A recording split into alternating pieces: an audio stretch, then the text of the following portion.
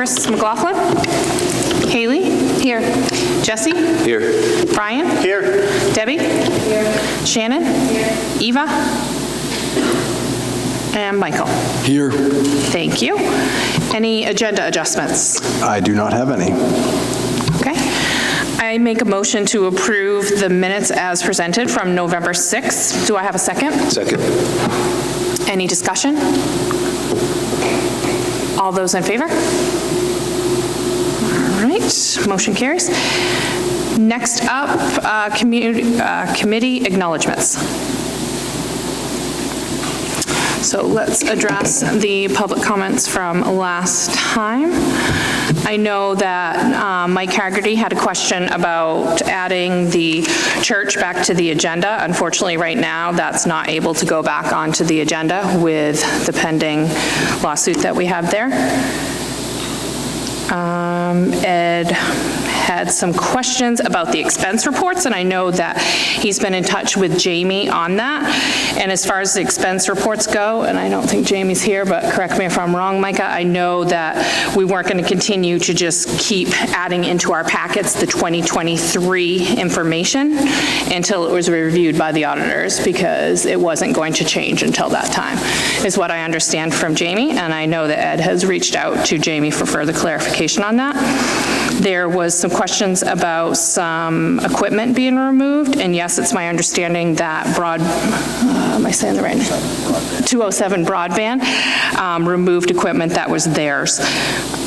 And then Steve, I didn't see any direct questions that were asked other than what is the school committee hiding?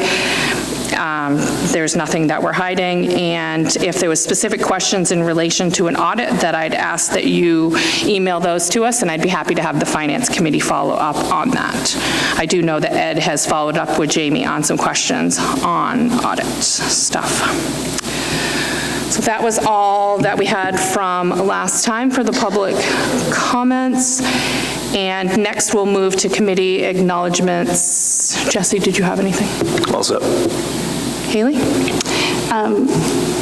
I do want to say, when we're talking about the community, it'd probably be best to use their proper name versus calling them by their first name, and also maybe not assume that the people in the community talk to each other, even though they might have the same question. I wanted to thank the principals and the staff. I've been able to talk with some of the teachers and just appreciate the time that they've given. They go through a lot, and I want them to know that we support them and we are here to listen and help in any way that we can. And the best way to do that is through communication. So those that reach out, I really do appreciate that. And I also want to give a special thanks to specifically Steve Thomas for his advocacy on the town council and working towards the track project. And the field is going to be a great blessing for our community for years and years to come. And they came with a lot of dedication and perseverance to push through, and it looks really beautiful, and so thank you for that. Ryan? Yeah, just a shout out to the Hermon ROTC. I saw them at the Veterans Day Parade. I don't see anybody from the ROTC here, but it was great to see our school well represented in a regional parade like that, so nice job. Debbie or Shannon? I think I'm all set. Okay. Michael, anything from the students? We had our first wrestling meet, so that went well. Awesome. We had the JRTC Veterans Parade and our first home basketball game. Yeah, I was actually going to give a huge shout out to JROTC as well. That's an amazing program that we have here at the high school. I think that we don't focus enough on the positive things, and the amount of students that are taking participation in that and the leadership that they get is absolutely priceless. I also want to give a huge shout out to the Key Club, because they came and ran the Kiwanis meeting this month, and what a group of leaders we have in Hermon. And also I had the opportunity to speak with someone that deals with schools all over the state, and his comments to me were, Steph, you guys are really doing an awesome job in Hermon. When I go into that high school, when I'm greeted as a visitor, those Hermon students and staff greet me and make me feel more welcome than anybody. And again, this person goes and visits every single high school in the state. So hats off to our administration and our kids in Hermon. Keep up the good work. Next, we'll move to public comments.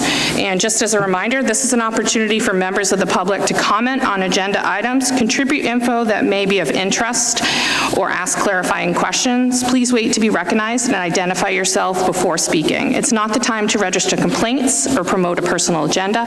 Please remember that you may not identify any person by name or function. So we'd like to welcome Steve Thomas.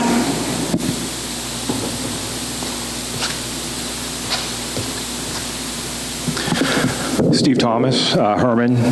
I'll begin by just asking for additional time. I have a prepared statement. It goes about 6 minutes. If you want to adhere to the 3-minute rule, I'm just going to hand off to somebody else to finish my statement, so I'll just ask for that. About 3 years ago, in my role as council chair, Hermon parents, school teachers, and employees started sharing information with me about the Hermon IT department. I was told that the IT director was managing the network, but also selling computer services to the school and managing the bid process. I was told that the IT director was running a business through the school's network by selling access to the internet through his private company. I was told that the kids were having problems with internet access during school hours due to capacity issues stemming from the misuse of taxpayer-funded fiber lines and network systems. I was told that taxpayer dollars were funding the infrastructure costs of a third-party for-profit business. I am not an IT person and initially thought there must be a misunderstanding with this information. I asked these parents, teachers, and employees to come forward and share this information. The immediate reaction from every single person at this request was no. They were concerned about retaliation from school officials and teachers. After compiling this information, I contacted school committee members to discuss these problems. I requested that the Hermon IT be placed on the school committee agenda. The school committee indicated the timing was not correct and continued to delay a conversation. I suggested to meet in executive session, and again, the school committee declined to meet. I started asking questions during town council meetings, as the council is responsible for approving the budget for the school. One former council member said the following about my questions May 13th, 2021. Nightscape was created for the school to buy directly from China. To buy direct, you are required to have a business. Hermon saved a boatload of money by buying all of their technology from China. We were saving 70% of the stuff we were buying elsewhere. We are looking to reduce the budget, but now we are going to pay more money in the long run for the stuff that they can't buy. Another council member replied, they are no longer buying from China. They are buying from Southern Maine. The first council member replied, maybe some stuff, but a lot came from China, very cheap. The other problem I have is that people complain about the IT director. He could make double his salary if he left Hermon, so anyone thinks the IT director is not doing a good job for Hermon is not paying attention. What made these problems even worse was that the town office used the same network managed by Hermon IT. With the resistance to any level of collaboration, the council voted to approve funds for an audit of the IT network by an independent third party. That also required a special town meeting for residents to approve as well. The town voted in support of the audit in September 2021. The school committee chair continued to resist an audit. During this time, the town office worked with S.J. Rollins to separate from the Hermon IT network, and with this change, town business was no longer impaired by the poor network performance. Steve, I'd ask you to pass it on to the next person, please. Oh, my pleasure.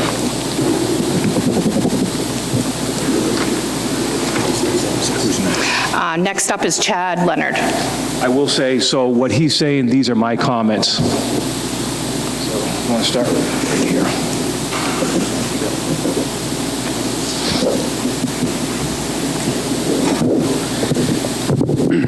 Leading up to the 2022 annual town meeting, the town council approved the school budget with a flat funding for the IT department until an independent third-party audit was completed. The school administrator rallied teachers and told them the council wanted to cut their salaries. Net of the flat funding for the Hermon IT budget increased by about 10% or $1.7 million. The scare tactic was completely a lie. With the town separated from the school network and state laws insinuating school governing bodies, according to the town's attorney, the council could not force an audit, despite approval of requiring the funding in 2022. All the teachers all received their annual raises despite the false accusations of the school administration. Where are we today? Through public records, we know that there is an active USAC/FCC investigation of the possible misuse of E-rate fundings to build the network used to provide internet access to a third party. We know legal costs for the school already exceeds $22,500 for this fiscal year, with the cost of answering FCC questions. We know that there was a ransomware attack on the school in November due to poor security and outdated software, and we have no idea what information was stolen, if any money was paid by the school. We know the superintendent and finance manager did not tell the truth when they signed the management representation letter for the town's audit firm for the 2022 financial compliance audit. We know local businesses that participated in building out the mesh network used by a third party were also being investigated. And I suspect there will be other federal investigations taking place related to the Hermon IT network. I go back to the beginning. Hermon residents who were concerned about the IT department were spot on. The concern about retaliation, also spot on. I do not want to be a trusted advisor of the business professional with ties to or supporting the Hermon IT network. I had the opportunity to speak with an IT professional familiar with the IT network, and when asked about its condition, he stated, quote, "There is nothing salvageable," unquote. When I asked if a penetration test would also help, he said, quote, "No, it would be like checking the locks on a house when all the windows and doors are open," unquote.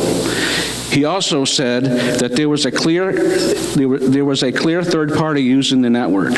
Those comments about saving money buying from China, sometimes you get what you pay for, especially if not handled via an arm's length transaction. It would appear that all the equipment from China is junk, and it does not appear that people were not paying attention. As a council member, it would be very difficult to vote in favor of the school budget this year without a credible plan to fix the IT network and provide the kids with the educational tools they need to attain a competitive advantage, and hire an experienced IT director is a step in the right direction. Thank you for those statements. Next up, Greg Newell.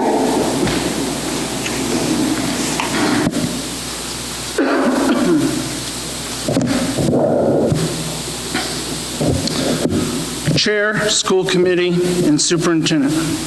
My name is Greg Newell. I live here in Hermon. I'm very shocked that this school committee still has not had an executive meeting about the ransomware attack that has happened to this school a month ago. For the people who do not understand this, my guess, a bad person got past our firewall, placed software that attacked our systems. If a hacker or a virus can get in, that means a predator can get in also. I know this because of my 25 years of IT work being on the Army's red and blue teams, which I've worked with units to help test and help fix their problems. Now, I wasn't privileged to read the actual DNS Albany IT audit report. It was shared in a tech subcommittee over a month ago, and it was very alarming information. I even recommended the full committee needed to have an executive session right away, but this committee still has not seen a need to have one. I'm not sure if you all understand, but the attack and the IT audit are directly related. There seems to be no sense of urgency on these two matters. I mean, the district does not even have a plan or a contractor to fix all the problems. DNS Albany said it would take their company a year to fix it all. A year. Their current staff this current staff in this school district does not have the skill, knowledge, or time to be able to fix the mountain of problems. Do you understand that you're putting every staff member, teacher, and child at risk? From what was briefed by DNS Albany, it would not even surprise me if there are unauthorized people in the school network and systems right now. Our IT environment is in such terrible shape that no one would even know that they're there. The virus was only found because it started causing issues for the staff. And plus, there's no antivirus or malware software protecting anything, but needless to say. And now you're about to hire a young adult to be our next IT director.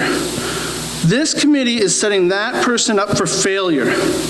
If I was to take this job, it'd be a challenge for me, and I have 25 years worth of IT management and training. I've tried to stay out of picking sides on many issues. My only goal is to help this district have an IT system and students and teachers that could actually be used and be safe. I've literally been trying to help for years and was pushed away until very recently. I believe people wanted me to avoid knowing how bad it actually is. I appreciate those who have helped advocate for my involvement. This is serious. If this was a military unit, everyone associated with it would be fired. All the IT personnel, the superintendent, the committee, for allowing it to get this bad. After watching you month after month, it seems the only thing this committee wants to do is the opposite of whatever Ms. Keiser is asking for. I would like to end with policy BCA, School Committee Member Code of Ethics, letter B. I will at all times think of children first and base my decisions on how they will affect children, their education and training. Thank you. All right, next up, we'll move on to employment. You're not going to allow me to do public comment? What was that? You're not going to let me do public comment? I'm on the list. I must not be. That's not the public comment list. My name's not on there? Because No, I signed up. I'm not sure what I'm missing, but public comment, sign up. Oh. I signed one of the papers in the back. Will you allow me to do that? Shouldn't allow it. Why was it not talked about during committee acknowledgements, I guess? You've removed my comment and my ability, Ms. Ham, would you see if that paper's back there with my name on it? Oh, okay. Okay. Wrong paper. Okay, so we're on to employment. Yep, I've asked for public comment at every meeting and at the subcommittee, and you were resisting my ability to communicate and to share my voice as a constituent and as a board member. You're a committee member, so you have the opportunity to speak throughout the meeting. Right now, we just finished public comment, and we're moving on to the employment.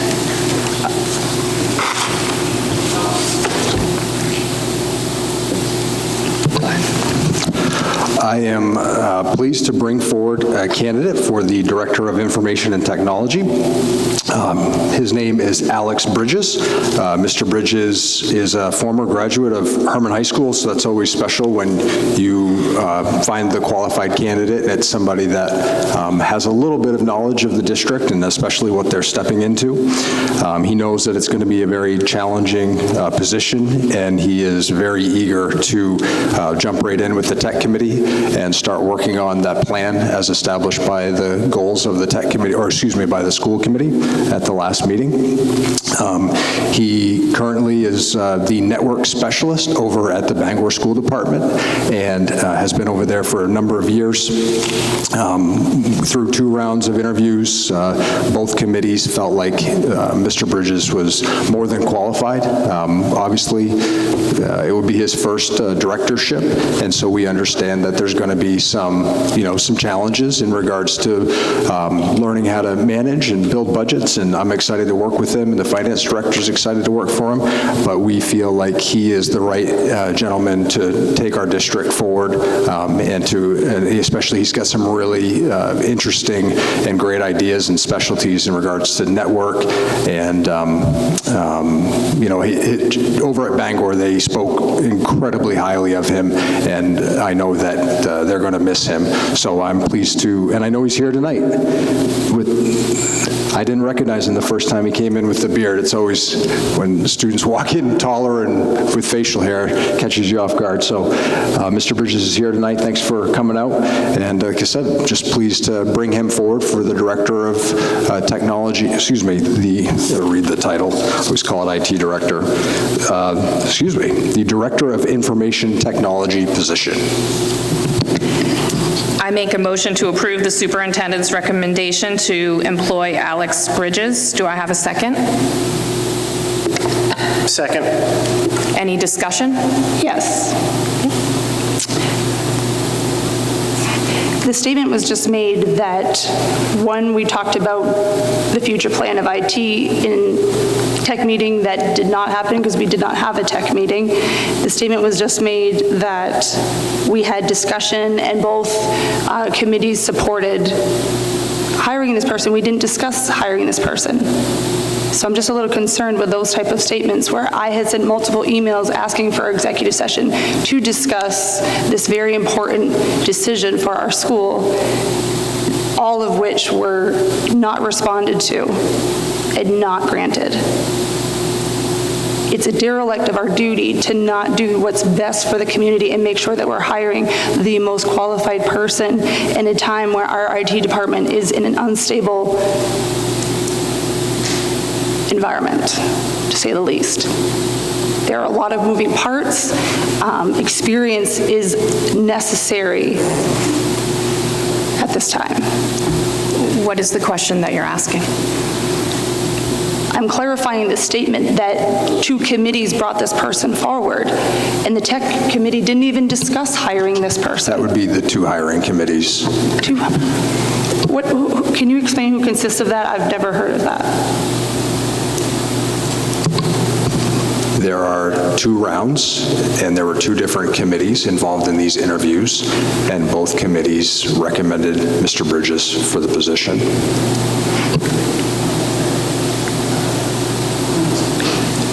Was anyone in those meetings experienced with technology? For the questions. I don't know what you mean by that. I mean, did anyone interviewing the candidate have experience with technology to know the questions to ask and to explain the dynamics of what they're walking into? Yes, I believe that was covered through the questions. The only thing that I would ask is that you guys meet sooner rather than later, potentially, since there wasn't a tech committee meeting, that if it was at all possible to be able to meet once he starts sooner rather than at the end of the month. That would depend on his schedule and his ability to give his 30-day notice, but we will, he knows the next date and is planning on attending. Okay. Yep. That makes sense. Is it, yeah, to say statements like, we're going to help this individual learn to draft budgets, I mean, are they familiar with the Department of Education and submitting all of that information, learning how to do RFPs? There are a lot of questions and moving parts, like I said, that as a committee we should be discussing, or I didn't see that outlined. So I'm hearing you talk about helping them learn a brand new position versus having someone with experience, which was what was required in the job description.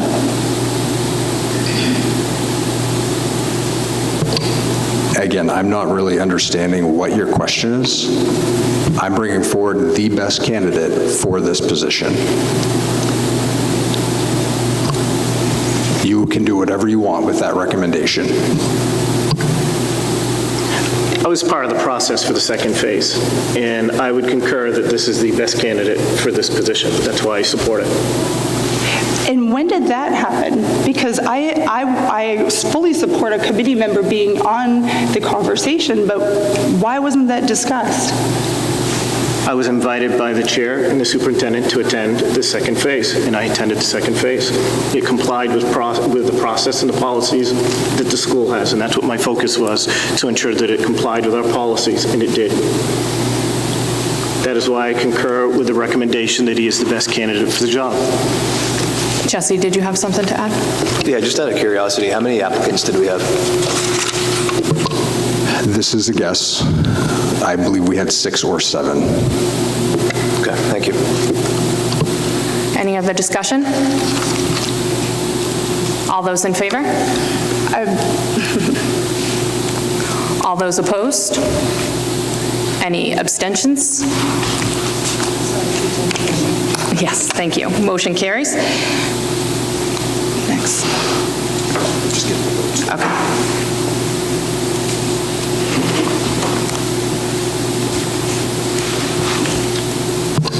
The other position is just for your information. excuse me. That's a co-curricular position for the Hermon Middle School boys basketball. That's Brad Harris. We had our other candidate, excuse me, the other coach had to get done for personal reasons, and so Mr. Harris was just recently hired for the Hermon Middle School boys B basketball coach. Next up, old business. We didn't have any school committee members absent last time. We'll now open it up for public comment for the specific agenda items under new business. And we'll take them all in a group of the 3 policies and the course proposals. All right, we will close public comment and move to approve. I make a motion to approve the first reading of policy GBP, earned paid leave. Do I have a second? Second. Any discussion? All those in favor? Motion carries, unanimous. Next up, I make a motion to approve the first reading of policy GBPR, earned paid leave administrative procedure. Do I have a second? Second. Any discussion? Yes. When you're doing policies and you ask at the end of the month for, is there anything else that we'd like to do for future agenda items, giving the committee less than 24 hours notice. One, the policies are never emailed to us, so we don't know what you're going to be working on, so we can't contribute to you or be prepared to contribute in any way, shape, or form. Posting it and having to hunt for it on the website, it wasn't posted till Monday around 11, and the meeting was within 24 hours, and then you sent an email, well, you can't speak, so is there anything that you want to contribute? Well, less than 24 hours is a lot for someone who works 2 jobs and is trying to be very involved in advocate for things. That's a lot to say, where in the policy do I want to add? So that's not very inclusive to the rest of us. What is your ask to make it inclusive? My ask is that we know more than a week would be great. What policies are you going to be working on so that we can actually read them and review them and you share them with us so we'll know I have to go hunting and looking for it. Like I have to work so hard just to do this job, which is fine. Obviously, I'm very committed to it, but so this is actually our opportunity as well for the entire committee to talk about them. I know. And so when I'm here, you say we can talk, or, oh, send me an email, or do it in subcommittee. I go to subcommittee, then you tell me you won't even let me speak during public comment. What did you have specifically for comments on policy GBPR? I that you don't. wanted? My comment is that if I wanted to, I would need more than 24 hours notice to provide that. I understand. I hear you with what you're saying, to be able to reply to the policy committee. But that's the purpose of the entire committee, to review them right now. So what changes did you have for under the discussion for GBPR? I don't. My discussion is in the future, it would be nice if we had more time so that we could share what input we might have. Okay. And you're wanting it for the policy committee, because again, this is the opportunity. If you have some ideas, please share them with us, because we're happy to hear them. Technically, it should be done in a subcommittee before it comes to the first draft. It should be close to being done. That's outlined in the main school management handbook is the process. Thank you. Any other discussion on policy GBPR? All those in favor? Motion carries, unanimous. Next up, I make a move to approve the first reading of policy IKF, graduation requirements for credit-based diploma. Do I have a second? Nope. Deb seconded, okay. Any discussion? All those in favor? Motion carries, it's unanimous. Next up, and are we going to invite Brian down? I'd like to invite Mr. Walsh down to talk about the new course proposals. But first, actually, I make a motion to approve 2024 to 2025 proposals. Do I have a second? I'll second it. Okay, and now we'll open it up for discussion. With you, Mr. Walsh.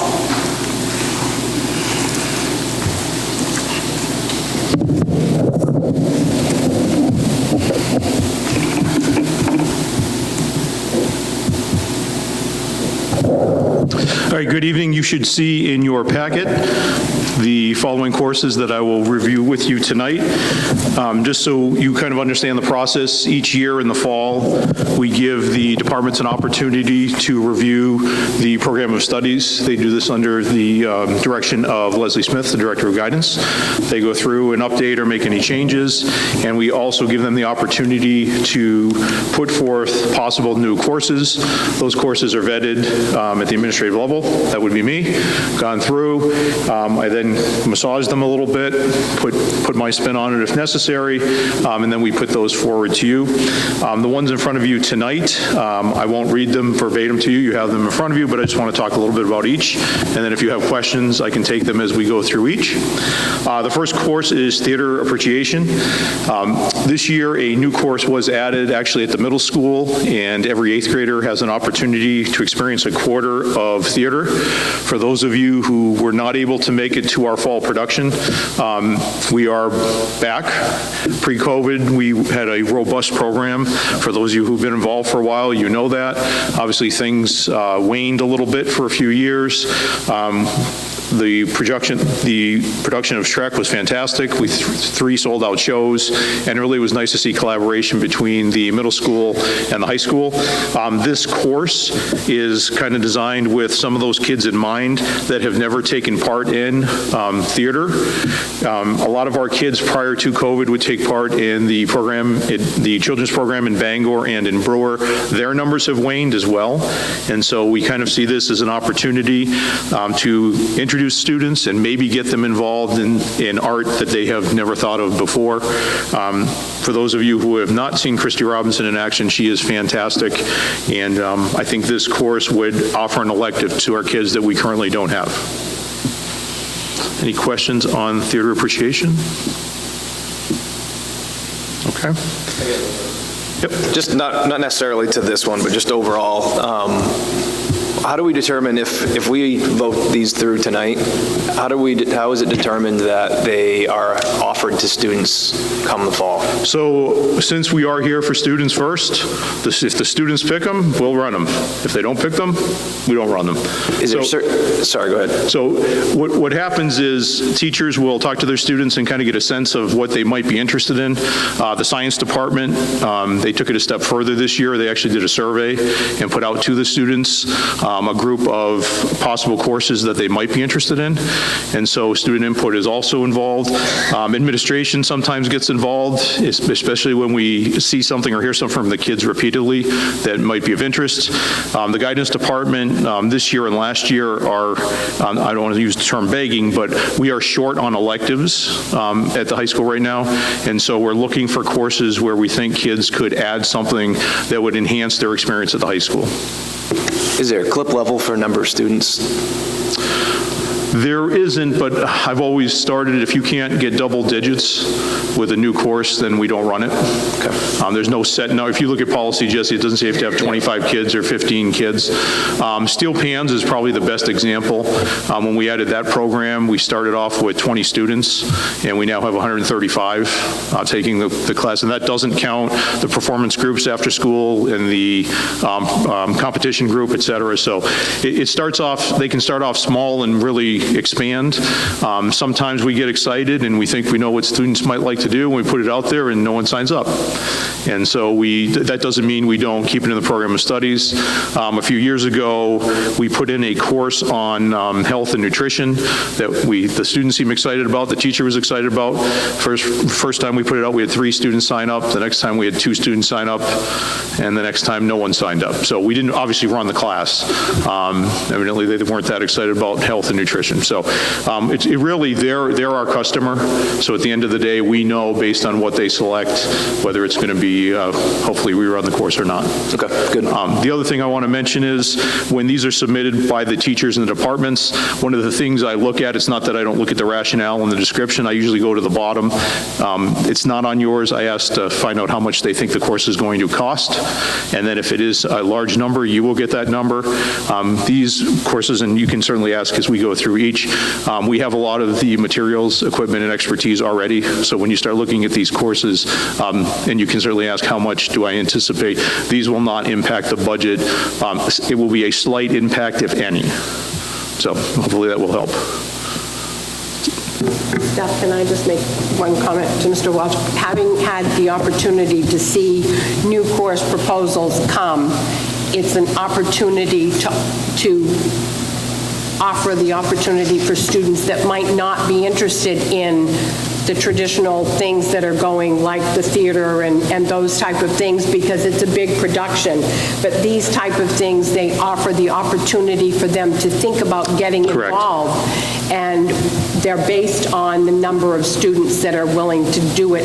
And a lot of times the teachers are proposing these courses based on what they see in the groups of students that they're interacting with, the interests that they might have. And a lot of times these teachers come to you and say, I have a group of students that's talking about this.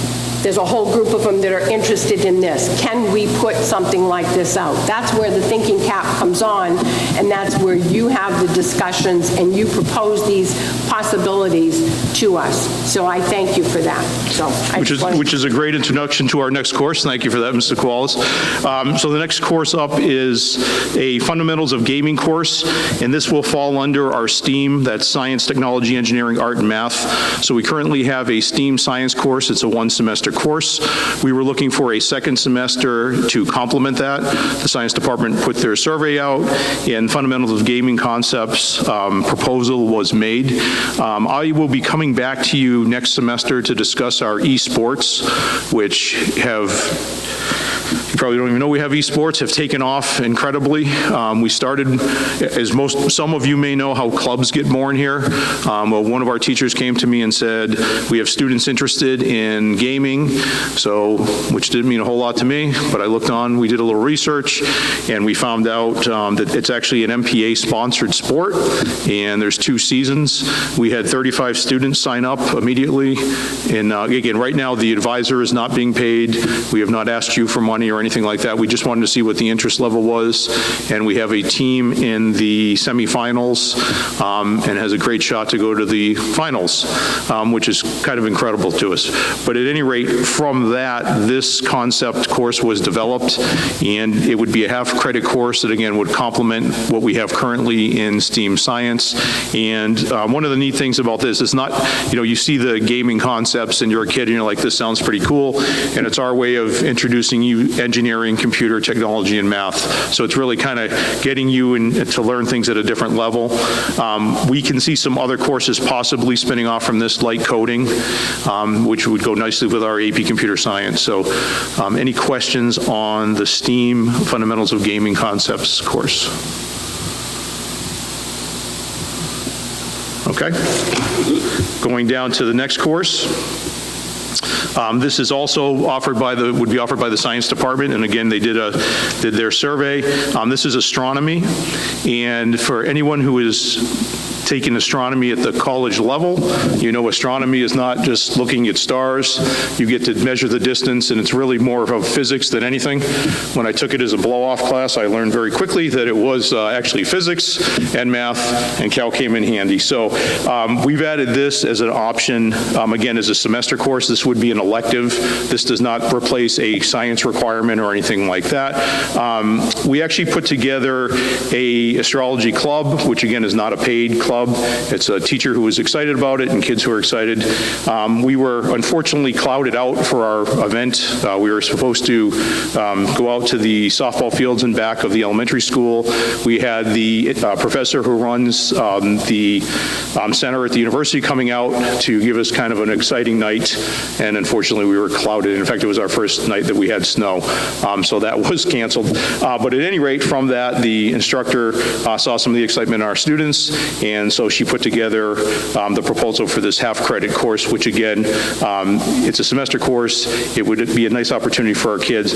And again, it does take, you have to be pretty good at STEM to also do well in this class. So that's why you'll notice it's juniors and seniors, because when you're looking at measuring the distance of stars or the distance of Earth or certain angles or measuring the size of the moon in relation to those, it takes Algebra 2 and physics to be able to do that. So it's cool, but at the same time, it's math and science. Any questions on that course? Do you have the tools that you'll need for that class? It seems like that could be costly if we're talking high-powered. Yep, so we have what we need at this point. Again, we have a teacher who has a passion and interest in this, and so we do have what we have what we would need for now. We're not going to outfit kids with their own telescopes or anything like that. I mean, things get really pricey.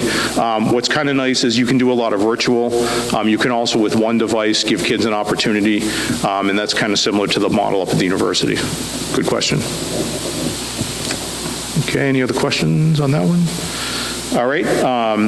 The next course is Instrument Explorations, and this is, Mr. Zabrick is who we hired to replace Terry Flegel, who had been here for 30-plus years. And one of the reasons we hired Mr. Zabrick, he, in Howland, rebuilt their music program. And coming off of COVID, if any of you think back to those days, we were not able to play, and our numbers reduced very quickly. So Mr. Zabrick has put this course together. He feels like we've missed 2 or 3 cohorts of students, and some of you will remember 5th grade. In my town, it was 4th grade. You get introduced, you come in the auditorium, you see all the different, it sounds like a whole bunch of neat sounds, and then you get your instrument and get going. So we had 2 years and almost 3 years where we kind of missed out on that piece. And the purpose of this course, it's not just about instrument explorations, it's about getting kids possibly who we missed or who weren't involved or because of the time frame didn't really have the opportunity. I have no idea if any kids would sign up for this or not. We have no idea. Mr. Zabrick saw it as an opportunity to possibly get kids that we had missed. Our goal is to have a great band again. I had someone ask me during the fall, does the band want to play football games or does soccer games or what have you? And the answer is yes, they do. We need a large enough group to do that. I'm pretty excited. We've got basketball season starting up here this weekend, and the pep band is ready and cranked and ready to go, but it does take players. So again, the idea behind this course is to see if we missed any of those students. And again, as I said, I have no idea if kids would sign up for this or not, but we figure it's a good opportunity to see, and obviously we use it as a recruitment tool. Any questions on that? So will this time out in the sense that when we no longer have a COVID, we feel that there's, the 5th grade right now just got their instrument, so will this course go away? So I anticipate that if this is successful for a year or 2, I could see that possibly staying. I can't imagine if we're back to where we were, and this includes both sending middle schools. I can't see we'd have 20 kids sign up for this class. But I think over the next year or 2, it's possible it might. So, Brian, I don't want to say it would be gone because maybe I'm wrong. Maybe we'll have 20 kids every year. I see this as a niche that possibly could help us build that program. And again, our clientele will let us know if it's something they're interested in. If we put it in the book and we get 20 kids sign up, that would be awesome. But I just don't know. But I don't want to cut its legs off yet. But quite frankly, I could see after 2 years, if we ran this, I could see suddenly numbers disappear because kids already have their instruments and the program is back to where it was. Good question. Another question that goes with it. So if I'm just in the hunt for easy credit and I'm already in the band, will I be able to take this? So this is a half-credit elective course. And I play 3 instruments, and I would not call that easy. Maybe you play 4, I don't know. I'm hoping we reach that student and they see this as something, a kid who has always wanted to play something. We added guitar 2 years ago, and I was kind of like, why are we adding guitar? And we turned kids away. We had over 30 kids sign up for Guitar 1, and I think 32 for Guitar 1, 22 for Guitar 2. I wouldn't say playing the guitar is easy. I cannot play the guitar. And I watch those kids, and we also know it has to do with left and right brain. I mean, there's a lot more to it than, hey, it's a blow-off, I get to go play a clarinet. Those skills are something that takes a lot. There's a lot of math involved in that as well. I can't see a kid who's trying to get an art credit say, I'm going to take a blow-off with instrumental explorations. Quite frankly, I also don't think that with theater either. If you've got to be on the stage and learn to sing and dance and act, I can't imagine a kid would put themselves through that. Probably would just take art, but good question. Any other questions on that course? okay? I don't want to say I've saved the best for last. This is just the order I happen to have them in. The last course you should have in front of you is AP Pre-Calculus. This is a math course. This is a full-year class. It's a one-credit course. This will meet a graduation requirement of one of our 3 maths plus an experience. This is right now listed for 10, 11, and 12. Every once in a while, we do get a freshman who comes in who is ready for pre-calc. Kind of exciting when that happens. We currently do not have, we have 13 honors classes that we offer here. We have 11 AP classes that we offer here. We have 13 credits, college credit courses that we offer here. We currently do not have one of those in pre-calc. We offer AP Calc. Jesse, you may have taken that. I don't know if we had that when you were here or not. Probably didn't. We probably didn't have AP Stats when you were here. You would have taken that too. But we don't have a precursor currently, and so we're looking at this AP Calc as kind of filling that void. Right now, we do have students who take pre-calculus, then their next class they take is either AP Calc or Stats, or AP Stats, depending on what kind of way they want to go. Some take both. But we think this would meet the need of that student who wants to take that AP path. It doesn't take away from those kids who want to take college courses. Students can take pre-calculus for college credit online, but you're talking about a semester class online, so you've got to be really good in math, and then you don't have that support. We feel like this would give our kids another opportunity. It's not, again, it's one of those courses where if we put it in, I don't know how many people will sign up or not sign up, but it really does make sense for an honors track in terms of math. We do currently have the textbook that they use for AP Pre-Calc is the same we use for pre-calculus. The AP just created this course last March, so the curriculum just came out, and so from an expense standpoint, it's minimal because we're going to use the materials that we have. Wendy Lyons, who is our math department chair, and she teaches our Calc and AP Calc course. There will be some training expense to this, but not a lot. She'll want to make sure she's endorsed, which I'm sure won't be too difficult since she already does AP Calc. But this, I think, would add nicely to what we offer currently. Questions on AP Pre-Calc? Thank you, Brian, for all the work that you guys do and all these additional offerings. I know it's a huge opportunity for our students, and I'm thankful for that. Any discussion by the committee? All those in favor? Motion carries. It's unanimous. Great, thank you. Thank you, Brian. Ask me in the spring, I'll let you know what we ran and who took what, so thanks a lot. Next up is administrative reports and finance, so we'll take those as stated unless there was a specific question. Yeah, I think it's good I have lots of questions, so I think it's good to go over what the reports say so the community can be aware. Does Mr. Grant want to cover his? Or do you mean the principals?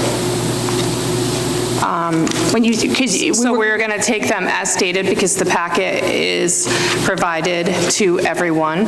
And yes, we give Mr. Grant the opportunity to go over his. I would just take questions at this time, if there are questions about my report. As in, The superintendent report. As in the superintendent's report, you're briefing by exception is what you're saying?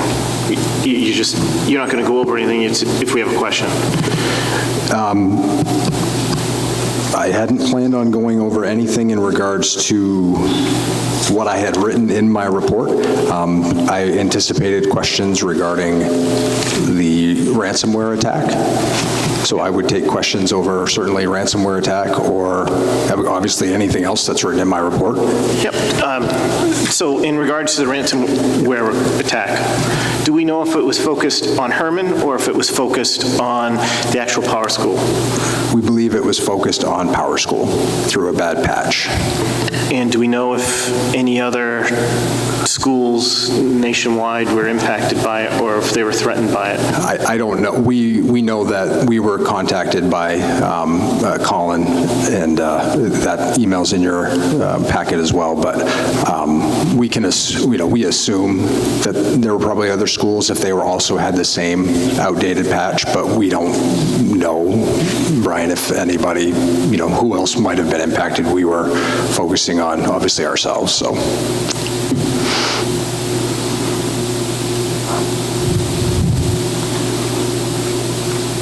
Any other discussion? Yes. The report said some particularly interesting words. It said, no evidence was from a local remote desktop, no evidence that the breach originated locally, and no evidence that there was tampering with files other than what was expected. How can you say specifically where it didn't happen, but you can't say where it did originate from? I didn't write the report. This is a brief from DNS, who came in and installed antivirus software for us. So I just, like I said, I know that we experienced a PowerSchool issue at the beginning of November, and these are the steps that they took to help Mr. Owen shut down the servers that we were worried were going to be infected, and then brought them back, scanned them, and this is what they found out, that they didn't believe it was, again, from a remote desktop, and it came in through an old patch that was out of date.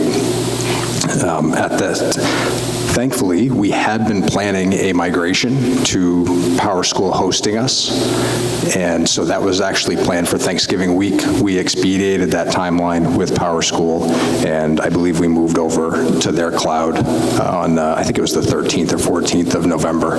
There's a variety of steps that I found out we go through. We notified local law enforcement when we were made aware of the ransom attack. We then notify the FBI. We notify our insurance company. I met with our insurance company online.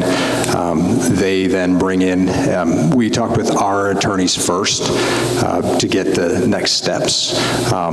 We obviously, notify insurance company, Maine School Management, Maine Municipal Association, excuse me.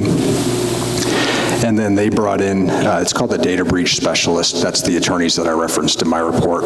And they get the memo, they get the report, they walk you through how you notify the public. And so that's the next phase. They find out what information could have been impacted, what could have been taken, and they tell you this is how you are going to respond. So currently we're in that hold phase where they're reviewing all the forensic information, and then they will inform the district, this is what we expect you to do, and anything beyond that is up to you. So I'm in a holding pattern right now with that law firm who Maine Municipal assigned to us.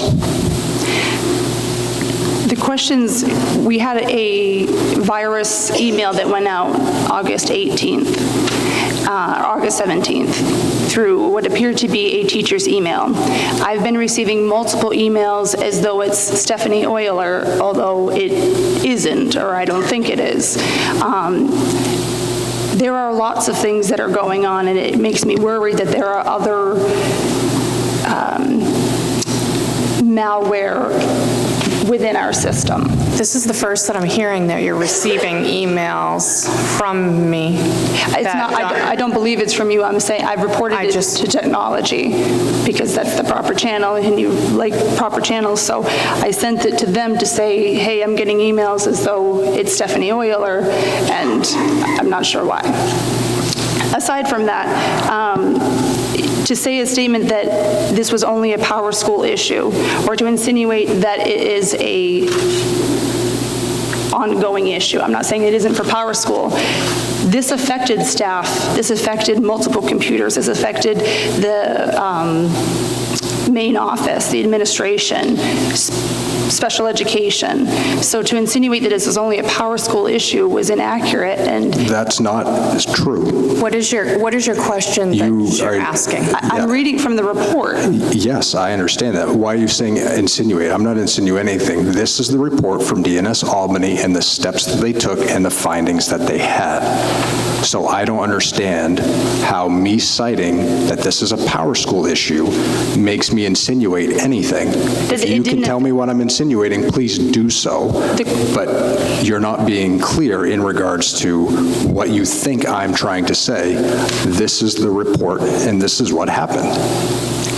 Mr. Venziano, I believe, asked the question, did this affect any other? And you said, I thought you said, correct me if I'm wrong, that it was a power school issue. That's correct. So it did not affect anything else? That's correct. It did not affect the administration computers or their ability to access files? Power school, yes. And when we had to shut down multiple servers to make sure that this was not a virus that was spreading. So in the process of shutting something down, did that impact somebody's ability to do work for an hour or two while that was being scanned? Most likely. I believe the report said that the virus was spreading to other files. It did not.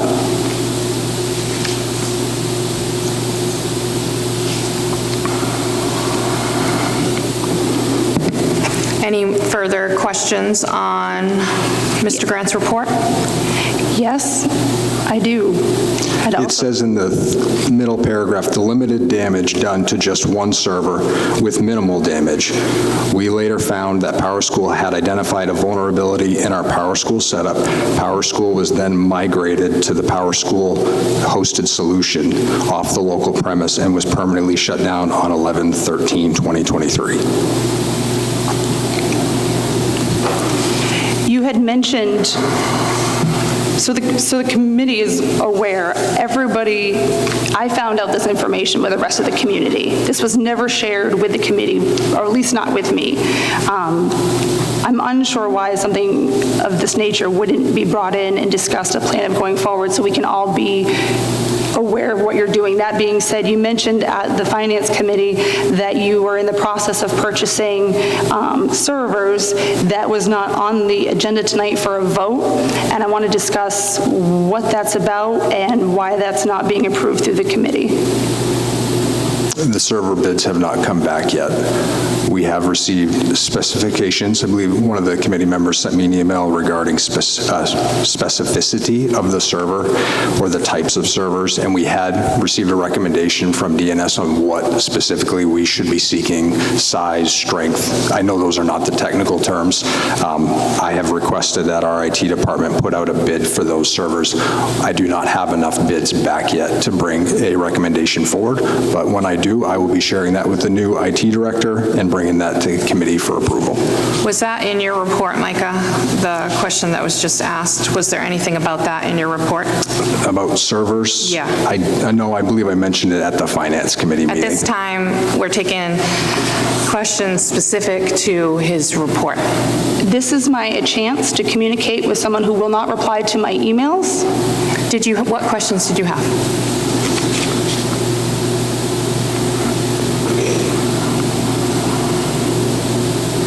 How do you plan, and what finances do you plan to use to purchase those servers? He just explained the process that we're going through.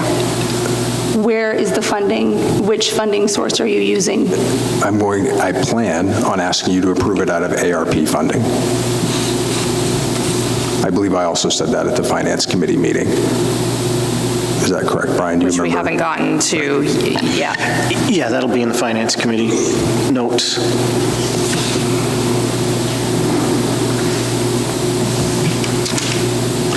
Any other questions regarding the administrative and finance reports? Ms. Euler, you need to give me a chance to look at this. I apologize that it takes long, and please give me a chance to read what I have prepared so that I make sure that I get my questions answered. Thank you. Can we please explain why we haven't had an executive session for the ransomware attack or for the DNS Albany report? You canceled it and you haven't rescheduled it, although I've emailed you multiple times. What's the plan with that? So your question is, why didn't we have an executive session for this? Why haven't we? You had an executive session planned that you canceled and didn't reschedule, and why didn't we have an executive session to discuss this event? The executive session isn't necessary to discuss this. this is all public information, and as I said to you, I'm working with this Caprini and Werner law firm. They will tell us what our next steps are, and so when I am told this is how you inform the people that were impacted, I will do that. Have you cleared that that information should be public?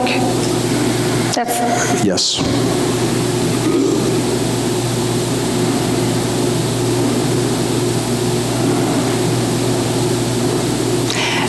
I am concerned about the comments in the records that I saw about doing business with China. I'm curious to know if the Finance Committee or Jamie and you can gather information to see what have we purchased through China, through the former IT director. Could I ask that a lot of these questions be addressed in the tech subcommittee meeting that we're going to be having? Unless you know the answer to that right now, Micah. I don't know what she's asking or inferring, so. I'm not inferring, I'm asking a straight question. Items were purchased through the school with a direct vendor from China, according to records, both town council and school committee. And that person was also a former school committee member. I am asking what items were purchased from China. Is that information available? How do I go about finding out what items were purchased? I suppose you could look at any of the AP warrants in those timeframes and research those companies to see whether or not that product was made in China. Not made, purchased through a vendor there. The products are made there. You want to make sure your vendors are coming through the United States. And I'm sure you could do that by looking at all the warrants from those timeframes.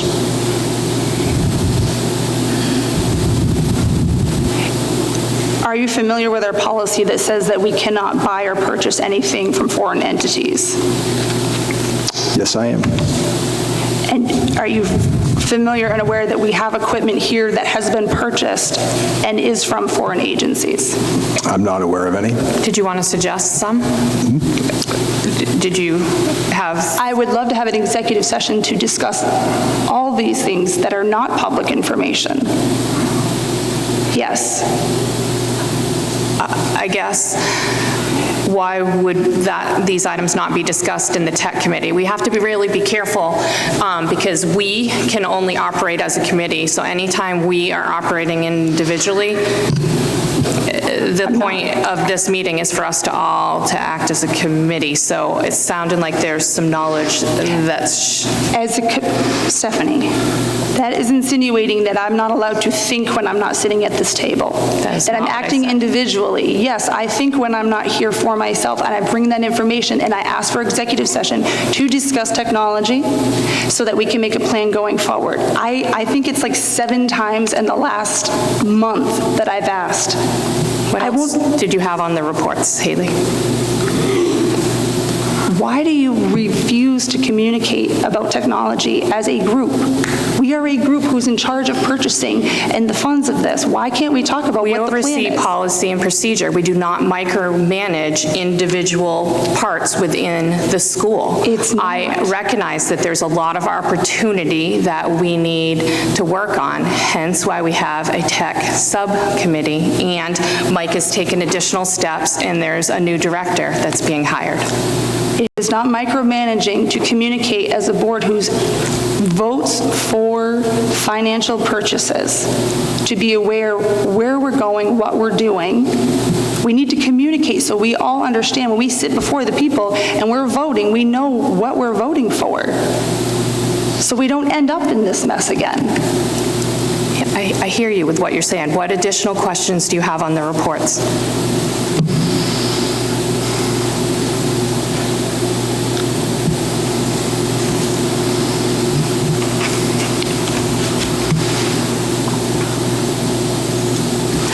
I guess my last question is, multiple people have reached out about bullying issues at the school. I again forwarded those your way. You chose not to engage on that. Wait. We're going to go over items that are in a report. This isn't a free form. As you know, there is a policy regarding bullying. I'm asking a question that obtains to the superintendent. I can't access him any other way. This is an appropriate question. It doesn't have to be onto the report. There's no policy that says I can't ask a question. question. Why would you want to resist me asking? Proceed. Thank you. My question is,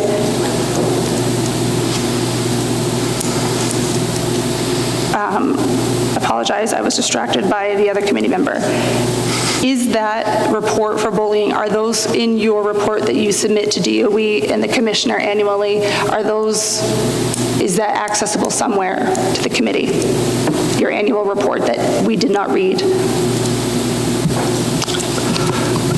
Haley, can you rephrase the question? It's about bullying, you're Right. getting complaints about bullying, and you want to know, can you say it one more time?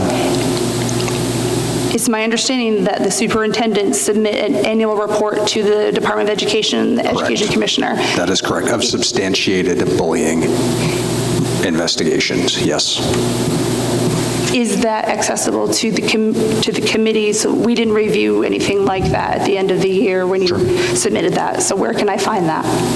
I would have to look for you. I would assume, since it's a report submitted to the Department of Education, that some version of that report is available to read, whether it's just number of accounts that are substantiated or incidences, that are substantiated. I would have to look into what that is, but yes, I am sure there's some part of that report that would be committee information. Thank you.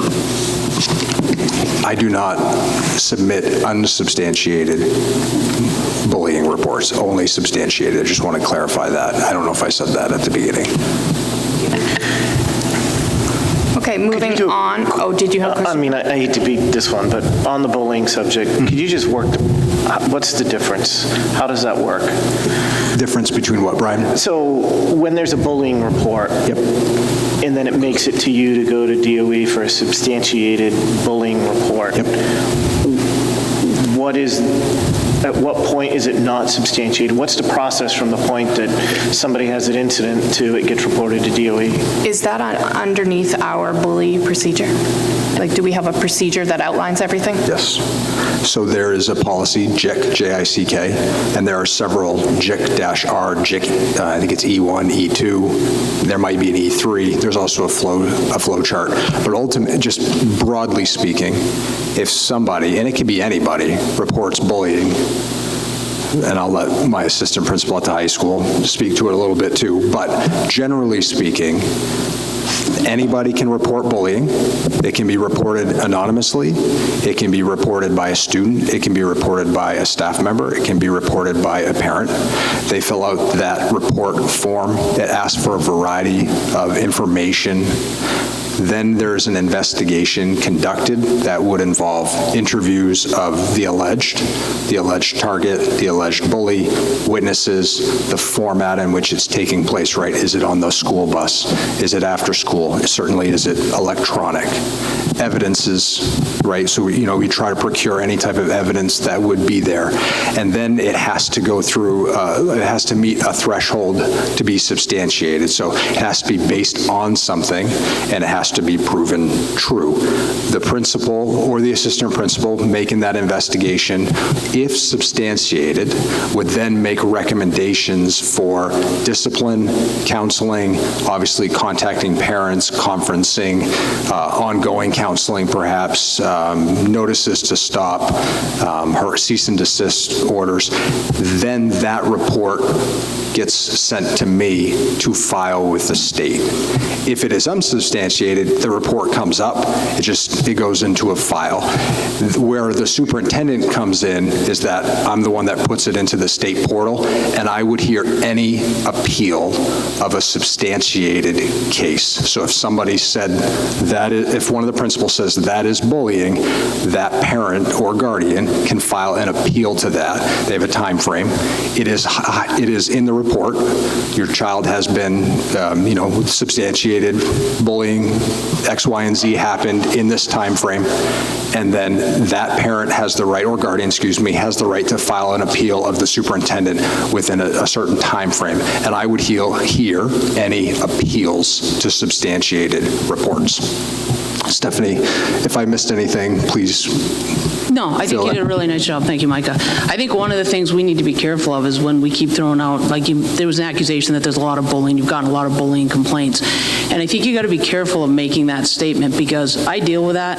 I get the reports, and it's really important. Like some of the reports I'm seeing, I'm just going to give you a couple of examples. I had one last week where a student filled out a report stating they were at the lunch table and everybody got, a friend of his gave everybody a piece of gum, but he didn't get one. So is that bullying? No. But is that a form that I investigate? Yes. So there's sometimes you get the bullying that Mr. Grant mentioned that has to reach a certain level. We have situations where kids are in class and say, I'm being bullied because somebody I'm in conflict with is sitting across the room and they're laughing. Well, what are they laughing at? I don't know, but it's about me. I know it is. And then you investigate and you realize, no, it has nothing to do with them. And the other piece you need to be careful of, too, is the fact that kids with cell phones, and this happens all the time, things that occur outside of the school, once it impacts them in school, that's when we become involved. And so we'll oftentimes get kids come in with, an image from TikTok or Snapchat, and they'll explain to us that they're being bullied by this. And then as you do the investigation, you realize that they were also doing it to the other person. That is not bullying, okay? So we really need to be careful. We throw out that there's a lot of bullying, but there isn't. There is a lot of mean behavior. There is a lot of mutual mean behavior. There is a lot of immature behavior. So it is really important on my end. And another good one is dirty looks. I get that all the time. I'm being bullied because I got a dirty look. Well, dirty look is perception. Am I getting a dirty look right now? Are you bullying me? I don't know. But it's a perception. So that's something that we have to we investigate. My job is to make sure every student here is comfortable and enjoys school. So every report that comes across my desk, no matter how little it is thoroughly investigated. And as Mr. Grant said, we do all kinds of things. We do, if it's substantiated, we get to discipline. If it's not substantiated, we do mediation. We have communication with kids. We are actually going above and beyond, and we're actually involving families now, and we're having family mediations. Because there's a couple situations that have been substantiated that have continued to escalate. So there is a lot of immature behavior, but it does not always reach that threshold, as Mr. Grant said, of bullying. So I know, Ms. Keyser, you mentioned that there's a lot of complaints of bullying, but not necessarily substantiated. So I'll clarify if I was unclear. So you're right, it's about perception. So if somebody feels bullied, and whether I hear that or I hear that throughout the community, I'm not saying they were substantiated. I was asking if it correlates to the report and where that information could be found, so I could help to understand what is the problem, how are we addressing it, is there a role that the committee can play? I'll have to re-look. Of course, you're dealing with student issues, right? So there's a FERPA violation there. We can't divulge information about students even unless there's an educational interest. What we are doing is you need to trust the administration that we are doing everything we can to make sure our students are safe and comfortable in school. We work collaboratively with our guidance department. We do mediations all the time. There is support all the way through this building with teachers and administration and staff. And I'm not insinuating that you don't do your job. I was asking for statistical numbers of what that looks like so that we could have a picture of what our community looks like and if we can do something that's more supportive. I'm not insinuating that you're not doing your job, that you're not following through. And even if it feels like bullying to someone else and you think it isn't, we need to make sure that those children feel comfortable and safe in their environment as well, so they can learn, because no one can learn in an environment that's hostile, so I wasn't insinuating that, and nor do I have complaints that way. Thank you. Thank you, Stephanie, for your report. Moving on to committee reports, facilities and track, and safety. You guys are meeting on the 14th. Have you met before that? No. Okay. Finance Committee, Brian, if you wouldn't mind addressing the $40,000 question too. I'm sure you've got that in your report as well. I'll start with that, then reference a question that Mrs. Keyser had last meeting. There was a reference in the October's finance report that showed up in the November meeting packet that $40,000 balance had been moved to the systems administration from the facilities and maintenance. That was a report from the 2023 budget year. and that was an approved move that was voted on June 5th. It was an approved transfer of up to 5% of funds from one cost center to be used to balance another cost center as part of an end-of-year financial management. And the move was completed in October as part of Mrs. Youngblood's prep for the audit. And the 40,000 came well under the 5% threshold, came in a little over 1.5%. So that was the $40,000 question. It was actually the 2023 budget year, not this current year. It was last year. Then in regards to other financial or other finance subcommittee discussions, there was a discussion with Mrs. Youngblood regarding receivables, revenue versus expense. So far this year, we've received 35% of our annual revenue, but the department has had a little over 40% of expense, and we discussed that in regards to cash flow management and the use of a fund balance. And there are reasons for that was unique a little bit to this year, and one was a bus purchase that we discussed 2 months ago, or I guess it's been 3 months ago now, that will actually be reimbursed through the fund balance at the end of the fiscal year. Currently, we're 1% under expenditures for this time of year using a flat budget projection. As far as cost center breakdown, there was in the transportation cost center, that cost center is very high, and again, that's because of the purchase of the bus that was discussed 3 meetings ago or so, and that will be those funds will be moved out of fund balance at the end of the year to make sure that that balance is out. And then quite a bit of time was spent doing the budget timeline, and Mr. Grant went over the timeline that we're going to be using this year, and the administration has already started putting together their 2025 budget numbers. The central office will have the draft budget for the Finance Committee for their January 2nd meeting, or January 2nd, 2024, and then the projected budget first reading to the full school committee is scheduled right now for February 5th at the regular school committee meeting. And then the facilities committee will be meeting. Can you say that date again? February 5th is the first reading of to the regular committee. The regular committee meeting on February 5th is when we'll have the first reading of the budget. And then Facilities Committee is working, or will be working, to make sure that there's a CIP list for the 2nd of January Finance. And then we did discuss a review of possible IT expenditures, and that was already discussed by the superintendent, proposed funding solution through ARP funds, awaiting bids. Can I ask a question? Yeah.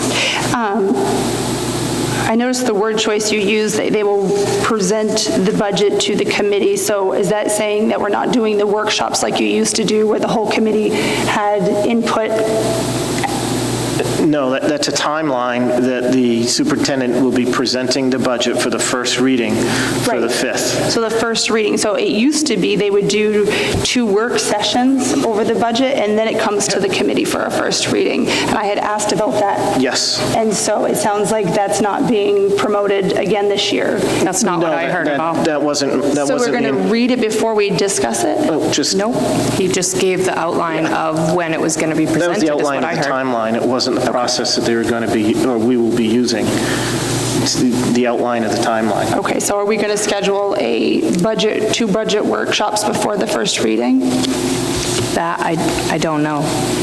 So Mr. Grant suggested that I ask tonight that we do that. Now, last year he said it was his decision to not do it. This year he said it's the committee's decision whether or not to do it. Is that something, I mean, I don't know why we wouldn't do it. That's part of the development of a budget. That's our role. I mean, we could have at least, what are we looking forward to do for that? Just, would we have to get a vote? I mean, we did it a couple of years ago that way, where anybody that wanted to go could go. It was an open meeting 2 years ago. So it was a community workshop. It was, I believe, actually Mr. Newell and I think Tony Reynolds were there. It was a school committee meeting. Mr. Chassie ran it. Just very few people came, but it was a school committee meeting. A budget workshop, it said. Yeah, but when you have more than 3 members, it becomes a school committee meeting. So it was posted and scheduled, and multiple members of the committee came, as well as several people from the public. That, in my opinion, is a school committee decision. If the school committee wants to all sit on the budget development, that's not for me to decide. I will prepare the budget with the finance committee, or I'll prepare the budget with the entire school committee. It's at your discretion, but I watched Mr. Chassie do it one way. I did it the other way last year with the finance committee and 2 members from the town. I'm open to either option. Any other ideas from other committee members? It's our job to work on the financial part and have a voice over the development of that, advocating for things that we are hearing feedback from the teachers that they need.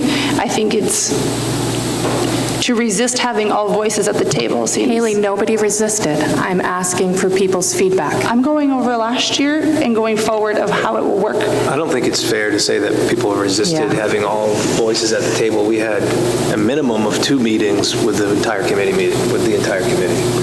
No. We did not have a budget workshop where everyone is allowed to sit at the table. Okay, so we're going to talk about going forward, and that's what I want to be able to talk about with the committee right now, what everybody's thought process is around that. It's not just my decision, so I'm asking the committee. Jesse or Brian?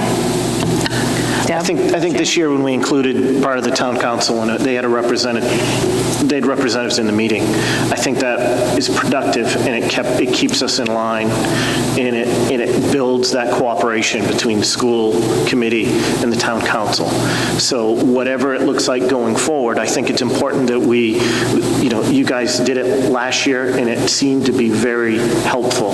So I think you should continue, or we should continue to have town council representation on that. Now, whether now we can have a 9-person committee working on the budget, at some point we need to find some way to make it not so ungainly.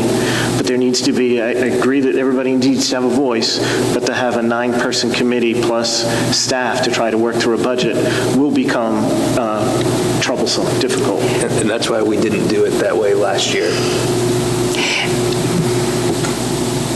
The questions are going to come whether I ask them, I'll take the blame. If I ask them here or ask them at the town council, the questions will come either way.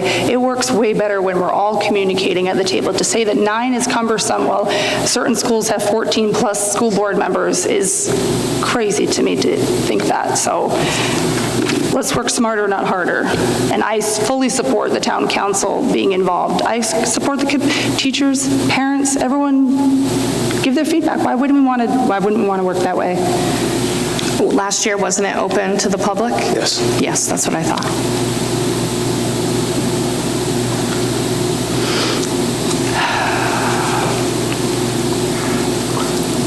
So when will that decision be made and how will we go about that? What's that?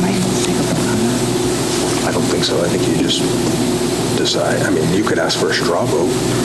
Yeah, I mean... Recommendations. For now, we're going to keep it as it was. I think that the Finance Committee needs to determine who's going to be involved for the town.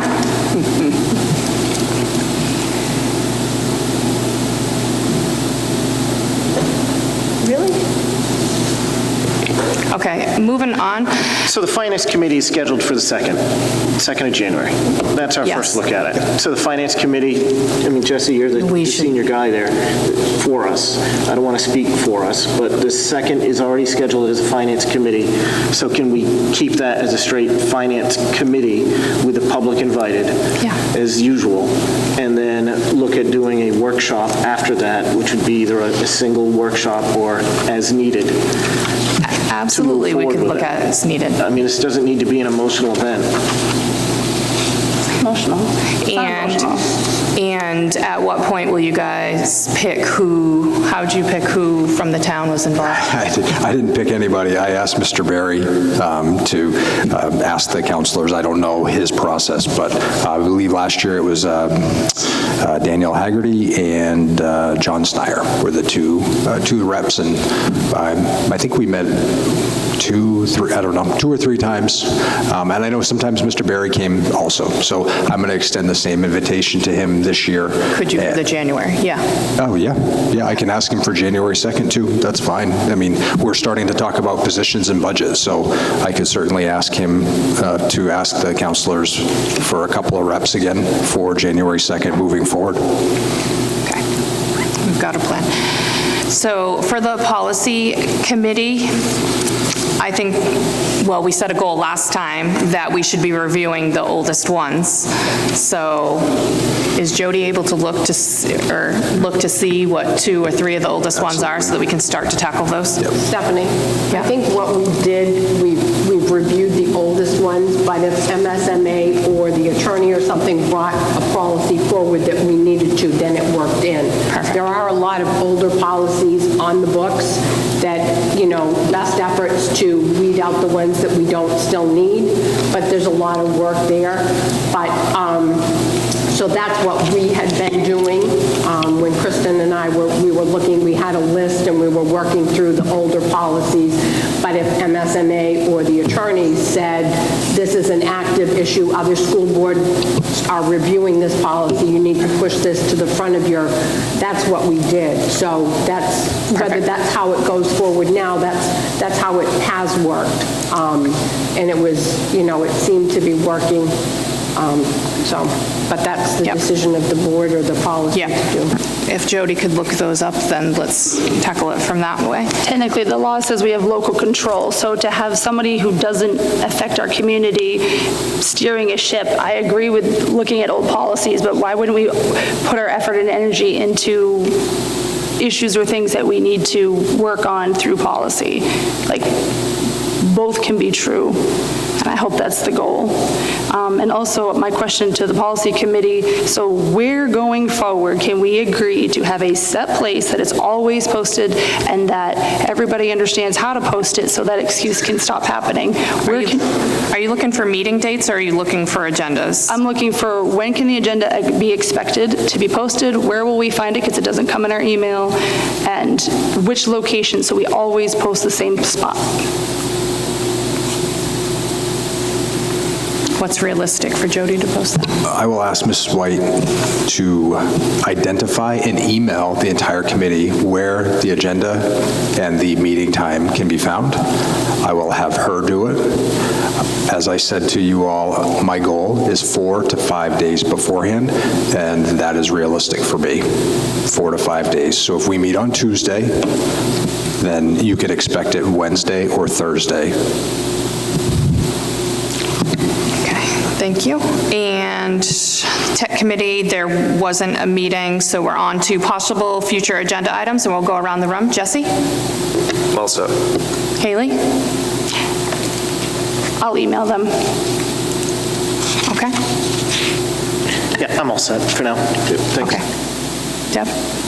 I just want to clarify that when I said reviewing older policies, if there are current issues that come up in the district that need to be, obviously those would be put into the workings of those, the same as if the attorney or SMA put it forward. If we realize that there are things that need to be addressed, obviously we would work those in ahead of the older policies that are not necessary or may not be needed anymore. So that would be something that's the intent to pay attention to those things. Okay. Shannon? Michael? Okay. I make a motion to approve the 5 warrants as presented. Do I have a second? Second. Any discussion? All those in favor? I'm sorry. One question. Actually, I have 2 questions. The first question is on the warrants. I noticed that our bills are still coming in a former employee's name. Is that something that they're going to address? Why is that happening? And I've asked the finance and... Did you reach out to Jamie directly? I believe Or Shauna? Or Jamie?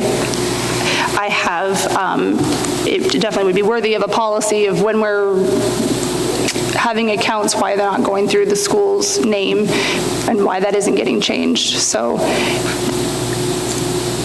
Can you email Jamie directly and CC me, please? yes, I will. There could be obviously, we have financing software. It could be a change out to a new year. I don't know the answer to that question. This specifically was a cell phone bill there, which is concerning. Oh, okay. Can you email Jamie and CC me? I can. Thank you. Did you have another question? I apologize for this, but back to the ransomware attack thing, I noticed in that email. No, wait, we gotta finish. Oh, I'm sorry. Yep, this. you're right. Well, can I ask that before the motion to adjourn, please? The question. So we have a motion to approve. Was there a second for the warrants? Second. Any discussion on the warrants? All those in favor? Anybody opposed? Any abstentions? Thank you.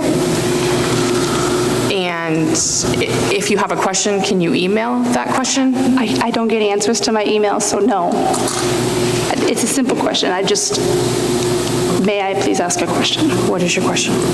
I noticed in the ransomware email from the state that it was sent to the former IT director. I was just curious if that person had access to that email and is getting that information that is... That individual would not have access to that email. Okay, we'll take a motion to adjourn at 8:02 PM. Second. Any discussion? All those in favor? Motion carries. Jesse was second on that. You were second on that. Thank you. Okay.